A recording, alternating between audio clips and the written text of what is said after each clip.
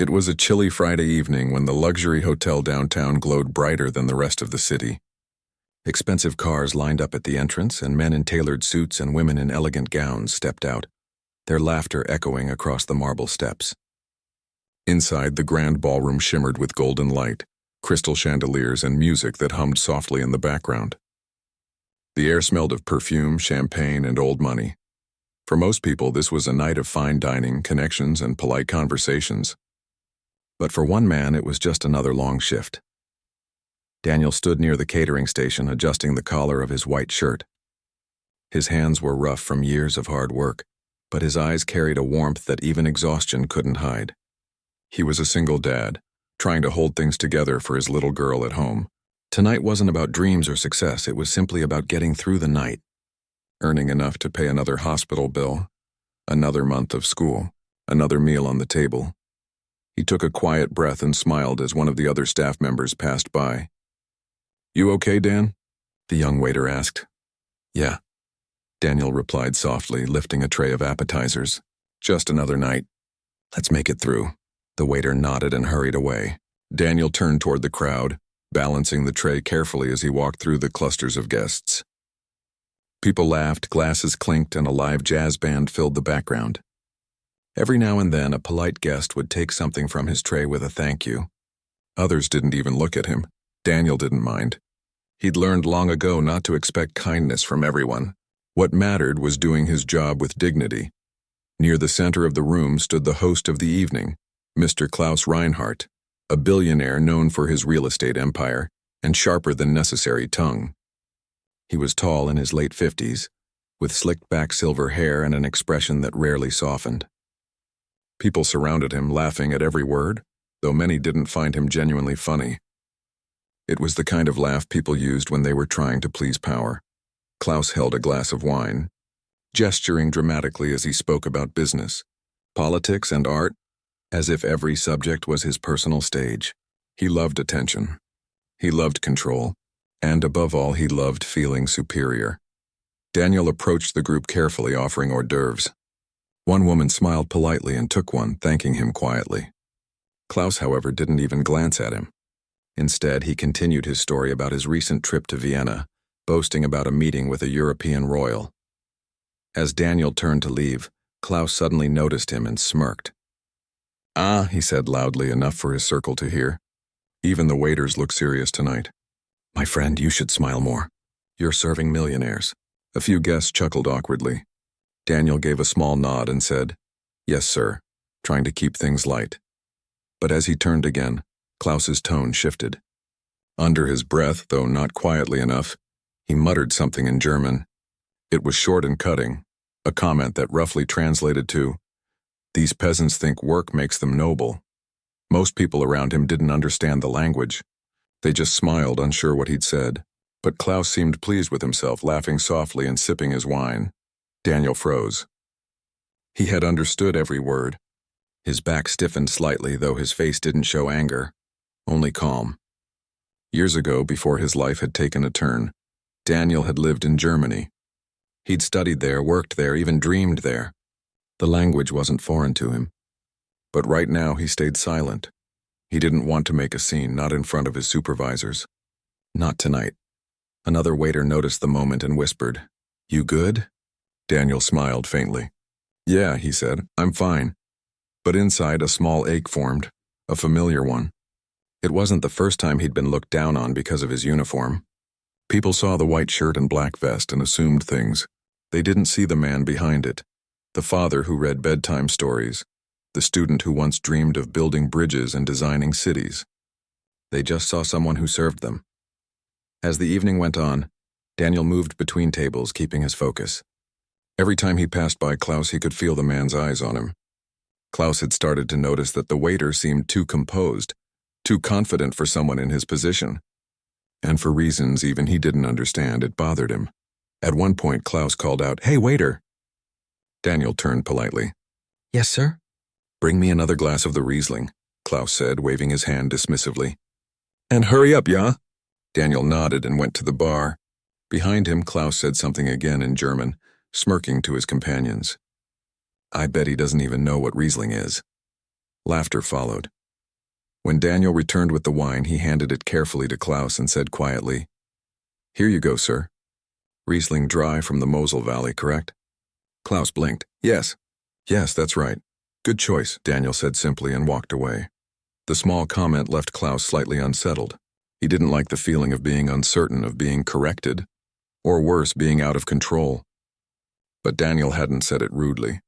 He'd said it like someone who knew, someone who cared about details.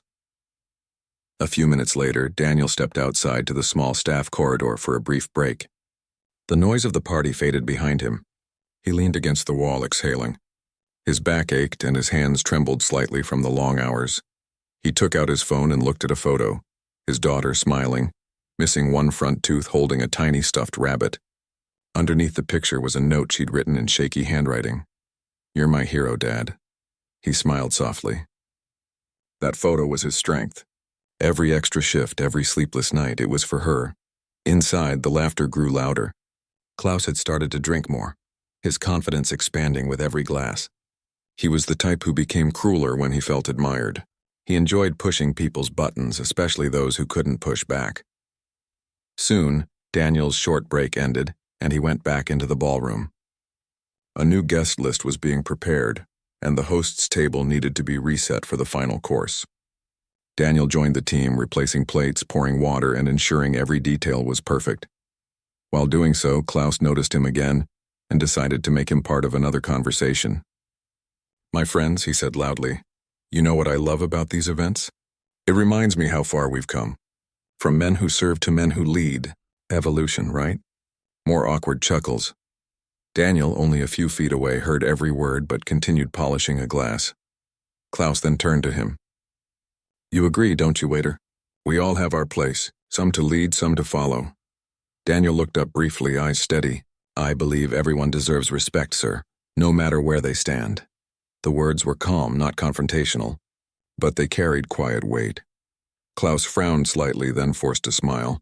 "Ah, a philosopher in uniform. You speak well, my friend. Tell me, where did you learn such manners?" "Life, sir," Daniel said softly. "And people." The group went quiet for a moment before Klaus laughed loudly, waving it off. "Ah, life. Yes, yes, it teaches us many things." Then, turning to his guests, he added in German, "Especially how to serve better." This time, Daniel didn't look away. His jaw tightened slightly. His hand paused mid-polish. The room was warm, the air thick with laughter and conversation, but Daniel felt a cold calm settle inside him. He wasn't angry, just disappointed. Disappointed that even men who had everything could still be so small. The night dragged on. Waiters moved like clockwork, collecting dishes, refilling glasses, smiling through exhaustion. Daniel's body hurt, but his mind stayed sharp. He'd learned to focus on gratitude, not bitterness. Still, part of him couldn't help remembering a different time. Years ago, he had been an engineering student in Germany, full of ambition and hope. He'd loved the country, its culture, its language. He'd written research papers in German, debated professors, even presented at a small conference once. He had dreams of building something lasting, bridges, towers, maybe even communities, but life had other plans. His wife had fallen ill, then passed away after a long battle. His daughter was still a baby. He'd come back home, leaving his degree unfinished, trading his dreams for survival. Now, as he stood in this glittering hall, surrounded by wealth that didn't understand sacrifice, he felt a quiet reminder of why he endured it all, for the small girl who believed her father could do anything. Back near the main table, Klaus was preparing for a toast. "To success," he declared, lifting his glass. "To the ones who make things happen." Everyone raised their glasses. The clinking of crystal filled the room. Daniel watched from the side, expression unreadable. He wasn't bitter. He'd long accepted that the world saw people in layers. But sometimes when he looked at men like Klaus, he wondered if real success had anything to do with money at all. As the toast ended, Klaus caught his eye again. "Hey, waiter," he said, gesturing him over. "Another glass of Riesling. And this time don't spill it, yeah?" Daniel simply nodded and went to fetch it. But this time, when he returned, something in his posture had changed. Still polite, still composed, but there was a quiet confidence behind his movements now. He set the glass down gently in front of Klaus and said, in perfect German, "Here you go, sir. And don't worry, I never spill." Klaus's eyebrows lifted slightly. The words were too natural, too fluent to mistake. Daniel turned away, leaving Klaus momentarily speechless. The billionaire watched him walk off, his smile fading, replaced by something else. Curiosity, maybe even unease. He didn't know it yet, but that small moment was only the beginning of what the entire room would soon remember. The music in the ballroom had softened, and most of the guests were seated now, waiting for the next course to arrive. Waiters moved quietly across the floor, refilling glasses and serving plates, trying not to draw attention. Daniel carried another tray of wine glasses, his steps steady and quiet. But inside, his thoughts were running deep. He could still feel the weight of Klaus's mocking tone from earlier. The German words had stung, not because of what was said, but because of what it meant. It was the reminder that some people only saw others through status, not character. Yet Daniel wasn't angry. He was more disappointed. As he passed by the tables, he caught snippets of conversations, talks about business deals, luxury vacations, and stock prices. None of it mattered to him. His world was smaller but more meaningful. His daughter's laugh, the smell of her favorite soup, the way she'd run to him after school, those were the moments that gave him strength. At one corner of the ballroom, a group of younger executives stood together, their eyes following Klaus, who was now boasting about his recent company expansion. He loved attention and made sure the spotlight stayed on him. His voice carried across the room, confident and self-satisfied. "So there I was," Klaus said, raising his hand dramatically, standing in front of the mayor of Munich, and he said to me, "Klaus, you are the man who never fails." The men around him laughed a little too loudly. Klaus enjoyed it. When Daniel walked past again, Klaus's eyes narrowed and he smirked. Something about the waiter's quiet confidence irritated him. He couldn't explain why. Maybe it was that Daniel didn't flinch, didn't seem intimidated. "Waiter!" Klaus called out again, this time louder than necessary. Daniel turned. "Yes, sir?" Klaus leaned back in his chair. "Tell me something. How long have you been doing this?" Daniel paused. "Serving, sir?" "Yes," Klaus said. "Carrying trays, cleaning tables, bowing your head to people like me." He smiled faintly as though it were a friendly question. But it wasn't. Daniel hesitated. The guests nearby went quiet, sensing the tone. "A few years," he replied softly. Klaus nodded, pretending to think. "Must be hard work. Not much room for dreams in this line of work, eh?" Daniel met his gaze. "Dreams keep us going, sir. Even in hard work." The room grew still. People glanced at each other. Daniel's tone wasn't defiant. It was honest, calm, and full of quiet dignity. Klaus laughed suddenly, breaking the tension. "Ah, a poet. Tell me, do you dream of owning a hotel like this one day?" "No, sir," Daniel said. "Just dream of giving my daughter a better life." A soft murmur spread through the nearby tables. Some smiled, some looked down. There was something about Daniel's sincerity that caught them off guard. Klaus, however, seemed amused. "A noble goal," he said, his accent heavier now. "But you see, dreams are for those who can afford them."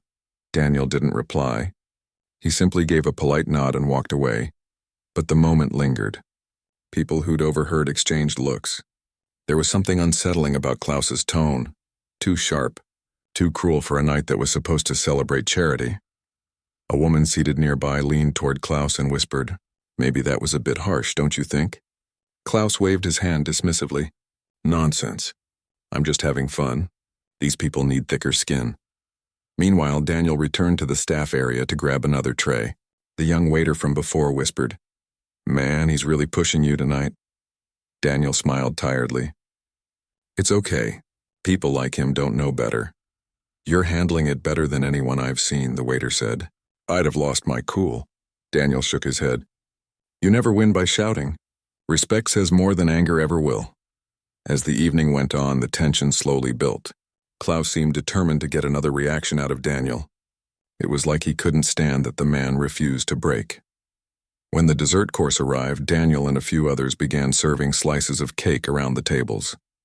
The jazz band played softly and laughter filled the corners again. Everything looked perfect on the surface. But then Klaus raised his glass again and called for attention. "Ladies and gentlemen," he announced loudly, "a toast To those who climb and those who serve the climbers. A few guests chuckled uneasily, unsure if it was meant as a joke. Daniel kept his focus, setting down another plate carefully. But Klaus wasn't done. You know, Klaus continued, looking straight at Daniel, I once heard that the best way to rise in life is to start from the bottom. Isn't that right, waiter? Daniel straightened slightly, tray in hand. Yes, sir. Everyone starts somewhere. Ah, Klaus said, nodding. But not everyone climbs, right? There was a pause. Daniel looked at him calmly. That depends, sir. Some climb differently. Some climb by staying kind when others wouldn't. The silence that followed was heavier this time. A few people actually looked impressed. Klaus's smile faded a little. He didn't like being spoken to with such quiet confidence. In a low voice, almost to himself, Klaus muttered in German again. Too smart for his own good. Daniel heard it clearly. And for the first time that night, he turned back and met Klaus's eyes. Not angrily, but with steady composure. Don't worry, sir, he said gently, still in English. Smart isn't dangerous. Arrogance is, the words hung in the air. Someone near the table let out a faint gasp. Klaus's face went red for a moment, then he forced a laugh. You've got spirit, he said. I'll give you that. But Daniel had already turned to help another guest. The billionaire tried to move on with his conversation, but the moment had unsettled him more than he wanted to admit. The guests were quieter now, no longer laughing at his remarks the same way. Some even avoided his eyes. Daniel didn't mean to embarrass anyone. He simply refused to be treated as less than human. He carried on with his work, graceful and calm as if nothing had happened. But in truth, every word had meaning for him. When the event began to slow down, Daniel went outside to the balcony to catch his breath. The city lights sparkled below, and the cool night air wrapped around him like relief. He could still hear faint music from inside, but out here, the noise faded. He thought about his daughter again, about how she always told him, Dad, you're the bravest person I know. He didn't feel brave. He just tried to be good. Behind him, the door opened. It was the billionaire's assistant, a quiet, kind woman who'd noticed everything. She hesitated, then said softly, You handled yourself well in there. Daniel turned and smiled a little. Just doing my job. I've worked for him for years, she said, stepping closer. He doesn't mean half of what he says, but sometimes I wish someone would teach him humility. Daniel shrugged lightly. Maybe life will. It always does, one way or another. She smiled faintly at that. I hope you're right. Then she went back inside, leaving him alone with the night again. A few minutes later, Daniel returned to the ballroom to help clean up. Most guests had started leaving, their laughter fading as they collected their coats. Klaus was still there, surrounded by a few remaining friends, laughing too loudly again, as if trying to remind everyone he was still in control. When Daniel walked by with a tray of empty glasses, Klaus stopped him once more. Ah, there's my philosopher waiter, he said, his words slurred slightly from too much wine. Tell me, do you understand what I said earlier? Daniel looked at him. About what, sir? Klaus grinned, switching languages again, this time speaking in German. Do you even understand the language of success? The men at his table laughed. But then Daniel replied in German, calmly, perfectly, and fluently. Success, he said, has many languages, sir. Some people speak it through money, others through kindness. You decide which one lasts longer. The laughter stopped instantly. Every head turned. Daniel didn't raise his voice. He didn't gloat. He just spoke the truth in a language Klaus had never expected him to know. Klaus blinked, his face pale. You speak German? Daniel gave a small nod. Yes, sir. I studied in Berlin for years. My thesis was in German. But I had to come home when life changed. A murmur rippled through the remaining guests. They looked at Daniel with new eyes, not as a waiter, but as a man with a story. Klaus sat frozen for a moment, his earlier arrogance melting into awkward silence. Daniel placed the tray down gently on the side table and said, still calm, I understood everything you said tonight, sir. But don't worry, I don't take offense. People only mock what they don't understand. With that, he turned and walked away. No one spoke for a long time. Klaus looked around, realizing the room wasn't laughing anymore. A few people whispered quietly. Others just stared. The billionaire's face flushed again, not from anger, but from shame. He tried to laugh it off, but it came out weak. Well, Seems I've been outsmarted by my own waiter, eh? No one replied. Daniel, meanwhile, continued helping the staff, collecting plates and clearing the room. His movements were as steady as ever, but inside something had shifted. Not pride, just peace. He had stood his ground without shouting, and he had done it with respect. When the event finally ended and the last guests left, the hotel fell quiet again. The chandeliers dimmed, and the sound of clinking dishes echoed faintly in the background. Daniel changed back into his coat, thanked his co-workers, and stepped outside. The night air was cold, but it felt good on his face. He took out his phone again and looked at his daughter's picture, whispering, "For you, kiddo. Always for you." He smiled to himself and began walking home. Back inside the empty ballroom, Klaus sat alone for a while, replaying the evening in his head. For the first time in years, he felt something he wasn't used to: embarrassment. Not because he'd been challenged, but because he'd realized how wrong he'd been. And that realization would stay with him long after the lights went out. He next morning came quietly. The city was already awake, filled with the usual rush of cars, footsteps, and morning chatter. But Daniel's world moved slower. He was sitting by the small kitchen window of his apartment, sipping coffee from a chipped mug, the kind he'd owned for years. The sunlight poured in through the curtains, washing over the tiny table where school books and coloring pencils were scattered. Across from him sat his little girl, still in her pajamas, her hair messy and her face full of focus as she drew something on a piece of paper. Every few seconds she looked up at her father and smiled. "What are you working on, sweetheart?" he asked, his voice soft. She lifted the paper proudly. "It's us. You and me. You're wearing your uniform." Daniel smiled, a bit sadly but full of love. "That's a good drawing. But next time, draw me wearing something better, okay?" She giggled. "Like what?" "Maybe a suit." "Or an engineer's jacket," he said. Her eyes lit up. "Like before?" He nodded slowly. "Like before." There was a short silence. The little girl went back to coloring, humming softly. For a moment, Daniel just watched her, his mind still heavy from last night's events. The way the billionaire had looked at him. The surprise, the silence, the shame. It had all stayed with him. He hadn't meant to embarrass anyone. All he had wanted was respect. He took a deep breath, reminding himself of his promise never to let bitterness grow in his heart. Life had already tested him enough. There was no need to carry anger, too. After breakfast, he got ready for another shift. As he buttoned his shirt, his daughter hugged him from behind. "Come home early today, okay?" He knelt down and kissed her forehead. "I'll try, kiddo. Be good and don't forget your lunch." "I won't," she said, smiling.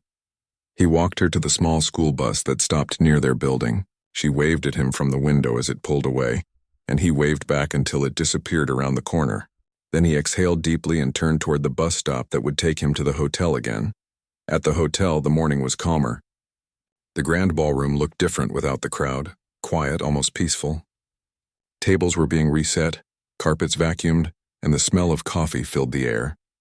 The staff moved around efficiently, getting ready for another day of events. Daniel clocked in and started helping with the cleanup from the previous night. As he worked, a few co-workers came up to him, whispering about what had happened at the gala. "Man, that was wild," one said quietly. "I can't believe you spoke to him in German like that." Another added, "The whole room froze. I was standing near the bar. I saw his face." Daniel gave a small smile. "It wasn't about showing off," he said. "I just wanted him to know words matter." "Well, you sure made your point," the first waiter said. "You handled it better than anyone else could have." Daniel didn't reply. He wasn't proud or triumphant. He just felt tired. But inside there was a quiet sense of peace. The kind that comes after standing up for yourself without losing your calm. Later that afternoon, while Daniel was polishing glasses at the back counter, the hotel manager called him into the office. "Daniel," the manager said, motioning him to sit. "I wanted to talk about last night." Daniel tensed up. "If I caused any trouble, I'm sorry." The manager raised a hand. No, quite the opposite. "I actually received a few calls this morning. Some guests were impressed by how you handled yourself." Daniel looked surprised. "They called you?" "Yes," the manager said. "Even one of the organizers said your professionalism made a big impression. You stayed respectful in a difficult situation. That's something we value here." Daniel nodded humbly. "Thank you, sir." There's more, the manager said, leaning forward. The billionaire, Mr. Reinhardt, asked for your name. Daniel frowned slightly. He did? Yes, he wanted to know who you were. He didn't sound angry, though, more curious. That surprised Daniel even more. Curious? The manager smiled slightly. Maybe he realized not everyone he looks down on is beneath him. Daniel gave a quiet laugh, shaking his head. I don't think he'll remember me for long, but he was wrong. That evening, as the sun began to set, Daniel was finishing his shift when he heard someone call his name from behind.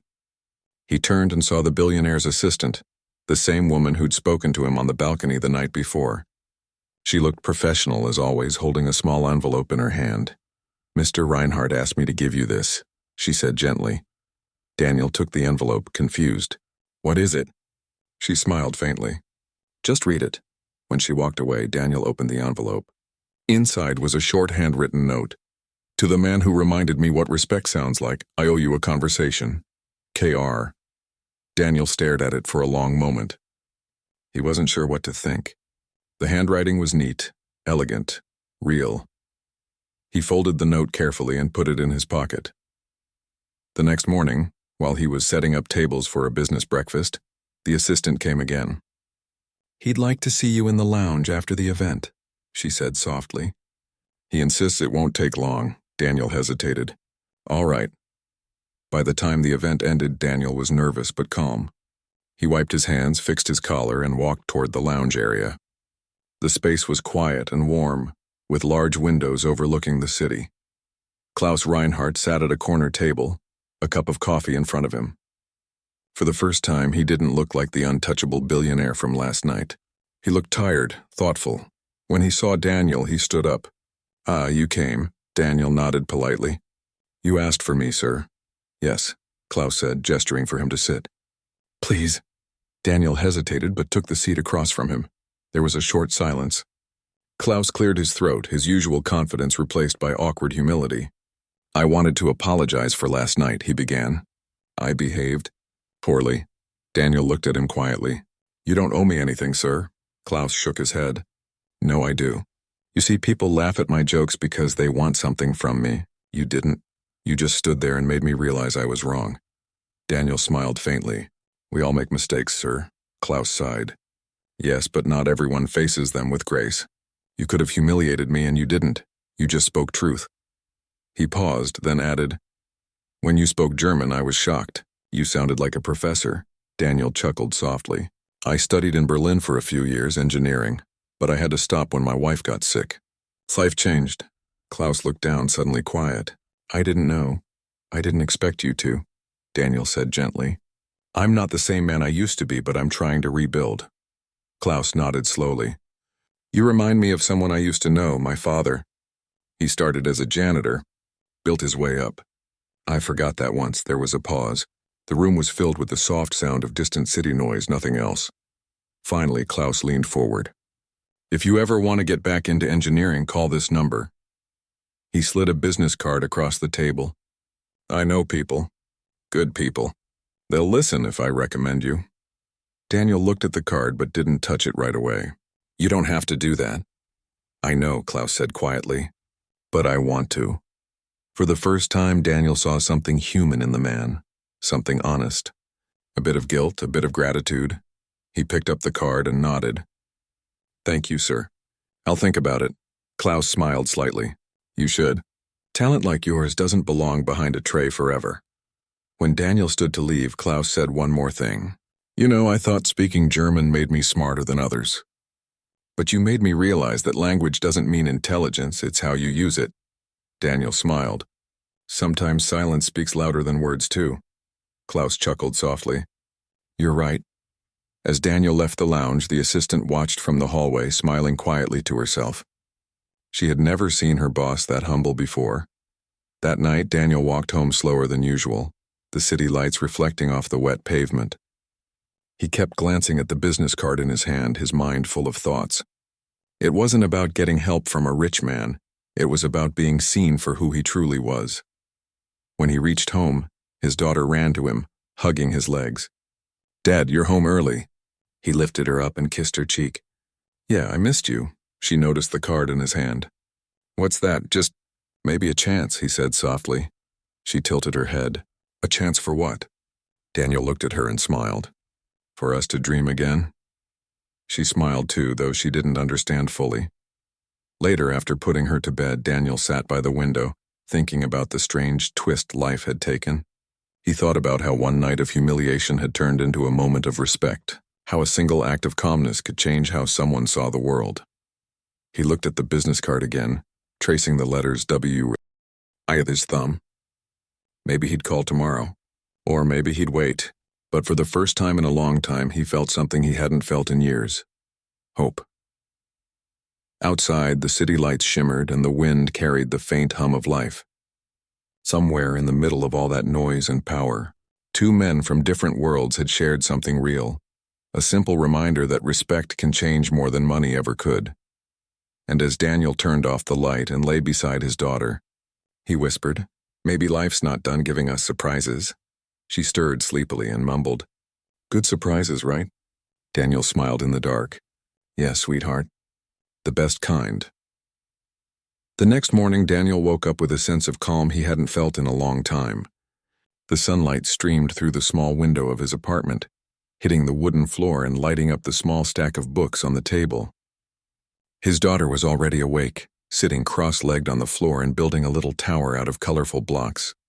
She looked up at him and grinned. "Dad, look how tall it is," she exclaimed. Daniel smiled, kneeling beside her. "That's amazing. You're getting better at this every day," she beamed proudly. "One day I'll build a tower taller than our apartment." He laughed softly. "I believe it." Even in these small moments, Daniel felt that life had a rhythm he could trust. After the previous night's events, he had learned that dignity and calm could speak louder than anger or resentment. He carried that lesson with him as he helped his daughter with her breakfast and packed her lunch. After she left for school, Daniel got ready for work. As he buttoned his shirt, he looked at the business card Klaus had given him the night before. It wasn't just paper. It was a reminder that the world could surprise you when you stayed true to yourself. He didn't know if he would call the number, but having it felt like a quiet acknowledgement of his worth. At the hotel, the day was busy in its usual way. Guests arrived for a series of conferences, and the staff moved with practiced efficiency. Daniel carried trays, polished silverware, and greeted visitors with his usual calm and polite demeanor. The previous night's events hadn't changed how he worked, but they had changed how some people saw him. Several guests whispered to each other when he passed, casting glances his way. Some of them recognized the quiet confidence in his posture, the way he carried himself despite the uniform he wore. Even a few staff members looked at him differently, realizing that Daniel was more than just another waiter. They could see the strength in his patience and grace. As Daniel moved toward the bar with a tray of glasses, the hotel manager waved him over. "Daniel, a few minutes," he said. Daniel nodded and followed him into the office. The manager closed the door gently behind them. "I wanted to tell you something," he began. "The billionaire, Klaus Reinhardt, asked about you again this morning. He's requested that you meet him privately for a short conversation, and he's very serious about it." Daniel blinked. "He wants to see me again?" "Yes," the manager said. "He wants to speak to you directly, not through anyone else." He seemed unusually earnest. Daniel's mind raced, but he stayed calm. He didn't know what Klaus wanted, but he sensed that something meaningful was about to happen. By late afternoon, after finishing the last of the tables, Daniel was led to a quiet lounge on the top floor. The room overlooked the city skyline, the windows reflecting the soft glow of the setting sun. Klaus Reinhardt was there, sitting at a low table with a cup of coffee in front of him. He looked different from the night before. Less rigid, less commanding, almost human. When he saw Daniel, he stood and gestured for him to sit. "Thank you for coming," he said. Daniel nodded and took the seat across from him. His hands rested calmly on his lap and his posture remained straight yet relaxed. He was ready for whatever conversation might unfold. Klaus took a deep breath, looking out the window for a moment before speaking. "I wanted to apologize again," he said quietly. "Last night I acted like a man who's forgotten what respect really means. You reminded me." Daniel looked at him and smiled faintly. "Everyone has moments they regret, sir." Klaus nodded. "Yes, but most people don't get called out so gracefully. You didn't raise your voice, you didn't complain, and yet you spoke truth." That takes courage. It just takes honesty, Daniel replied. I'm not here to humiliate anyone. I'm just trying to do the right thing. Klaus leaned back in his chair, his fingers steepled. You know, I've spent my life surrounded by people who tell me what I want to hear. It's easy to forget that words carry meaning and actions carry weight. Daniel nodded. It's easy to forget when you're always in a position of power. But the people who truly matter don't care about titles or money. They care about character. For the first time, Klaus was quiet, taking in Daniel's words. The noise of the city outside seemed distant, and for a moment, the room felt suspended in a calm bubble. Finally, Klaus spoke again, his tone softer than before. You reminded me of something important, something I'd buried under wealth and ambition. When I was younger, my father taught me that respect is earned, not demanded. I forgot that lesson. Daniel stayed silent, letting him continue. He could sense the sincerity in Klaus's voice, something rare and human. I want to make it right, Klaus said. I know I can't undo what I said or did, but I want to offer you a chance. A real chance to pursue your dreams again if you want it. Daniel's eyes widened slightly. A chance, sir? Klaus handed him an envelope. Inside is a contact for a company I trust. They are looking for skilled engineers, and I believe you could do very well there. This is not charity, it's opportunity.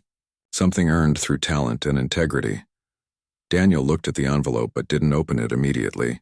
He wasn't used to people offering such things, and it felt strange, almost surreal. Klaus continued. I didn't realize it last night, but you've got something rare. Confidence without arrogance. Knowledge without arrogance. Respect without fear. Those are qualities I value far more than money. Daniel finally took a deep breath. I don't know what to say, sir. I never expected anything like this. You don't have to say anything yet, Klaus replied. Just think about it. I've seen how the world can push people down, and sometimes all it takes is one moment of recognition to help someone rise again. Daniel felt a strange warmth in his chest. He wasn't proud or boastful. He felt hopeful. For the first time in years, he allowed himself to imagine a different future, a life where he could return to what he loved, where his daughter could grow up without constant worry, where his talents didn't go unnoticed. He looked at Klaus and nodded. Thank you, truly, I will think about it. You don't have to rush, Klaus said. Life has a way of presenting opportunities when you least expect them. Just remember, sometimes pride gets in the way of respect, and sometimes respect gets in the way of pride. You reminded me of that. Daniel smiled quietly, feeling the weight of the past few days lift slightly from his shoulders. I'll remember that, sir. As he left the lounge, the assistant who had guided him smiled softly. You handled that well, she said. It's not easy to meet someone like him and not be intimidated. Daniel shrugged modestly. It wasn't about him. It was about being true to myself. That's all anyone can do. She nodded, clearly impressed, and went back inside. Daniel walked toward the elevator, the envelope still in his hand. The city lights were beginning to glow against the darkening sky. He took a deep breath and let himself feel a rare moment of calm pride. By the time he reached home, his daughter had finished her homework and was curled up on the couch with a book. When she saw him, she ran to him, throwing her arms around his legs. Dad, did you have a good day? She asked, smiling up at him. Daniel lifted her up and hugged her. I did, kiddo. A very good day. She noticed the envelope in his hand. What's that? It's something that might help us dream bigger, he said softly. Her eyes sparkled. Like real dreams, not just the ones we talk about at night? He smiled, nodding. Exactly like that. After dinner, he tucked her into bed and kissed her forehead. Sleep well, kiddo. Big things might be coming. She yawned, snuggling under the blanket. I hope so, Dad. Daniel turned off the light and sat by the window, holding the envelope. He didn't open it yet. There was a quiet patience in him now, the kind that comes from years of struggle and the realization that sometimes life's most important lessons arrive in small, unexpected ways. Outside, the city pulsed with life, people rushing to their own destinations, some dreaming, some chasing, some just surviving.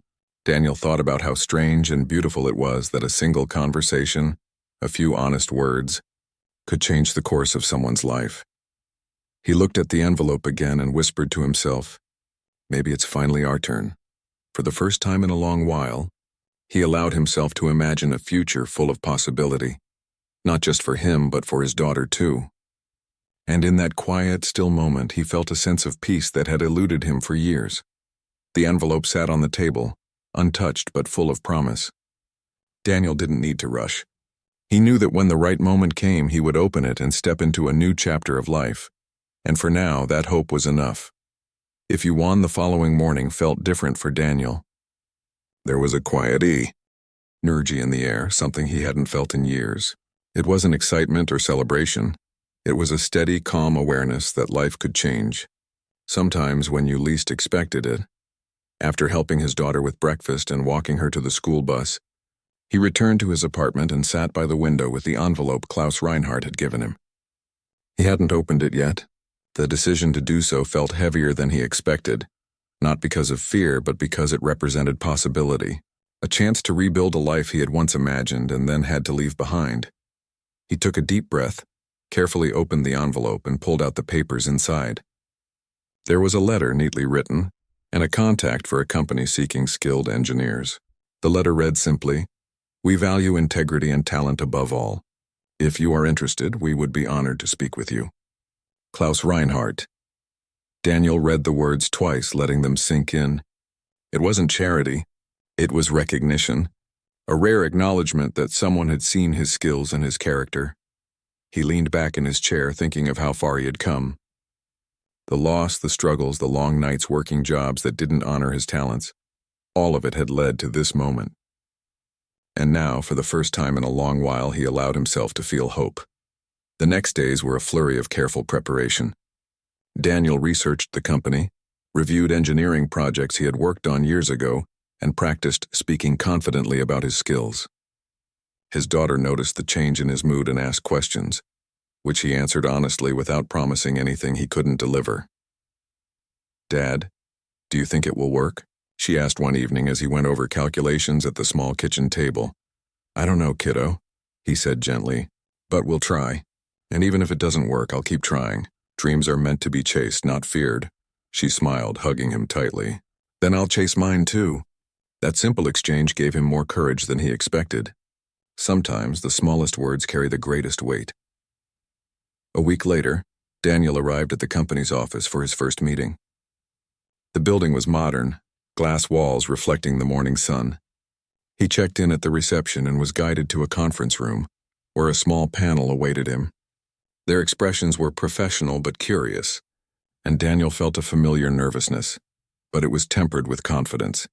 He introduced himself clearly, explained his background, and spoke honestly about the years he had taken off to care for his daughter. He didn't try to hide his experience, nor did he overstate his accomplishments. He simply shared his story, his knowledge, and his vision for how he could contribute to the team. The panel asked thoughtful questions, some technical, some personal. Daniel answered each with calm clarity, weaving in examples from his past experience and showing how the challenges he had faced had only strengthened him. At the end of the meeting, the lead engineer smiled. "You have a very unique perspective," he said. "Most people don't bring the kind of dedication and honesty you've shown. We'd like to offer you a position." Daniel felt a swell of gratitude. "Thank you," he said softly. "I won't disappoint you." The panel nodded. "We believe you won't. Welcome aboard." Walking out of the office that day, Daniel felt lighter than he had in years. The city seemed brighter, the sounds of traffic and chatter softer, almost welcoming. He thought about his daughter and the life they could build now. It wasn't about wealth or status.